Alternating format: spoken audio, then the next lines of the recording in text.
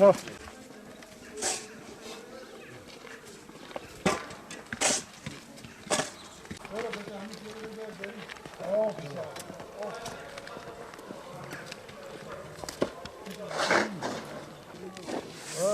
Nasıl olacak?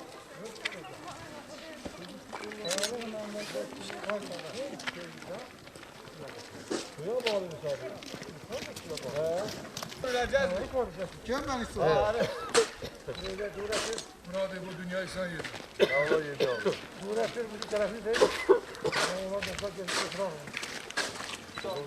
Oğlan gezip var mı?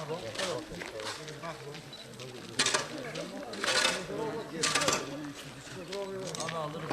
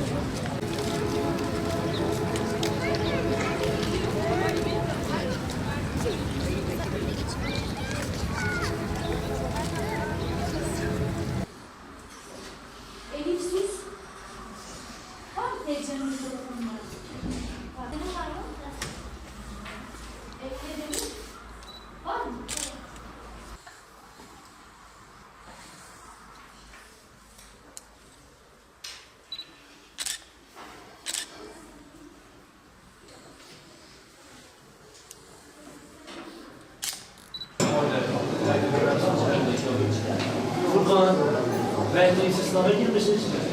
Dolaşma yani bir gözüm. Bizde yok sanırım. Valla bizde tırnak Bir 13 ilçe var. Aşağıya alma işte. Buraya yaz. Buraya bizim olsun buraya yaz. Sen teyze kimliğine şey yaz. Doğum tarihi. Doğum tarihi yıl olarak yaz. Ayları yazın. Tamam bunlar şu an kalsın. Birinci zaten bir öldürümden ücretsiz. Buraya birinci zaten bir öldürümden. Onu yaz.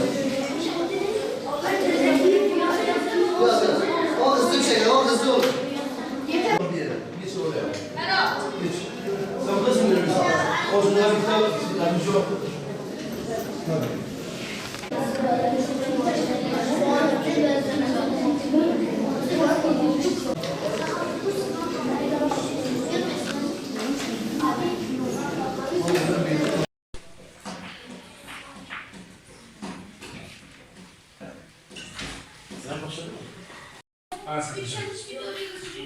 Onları bakacağız, kitapçının şeyine baktın.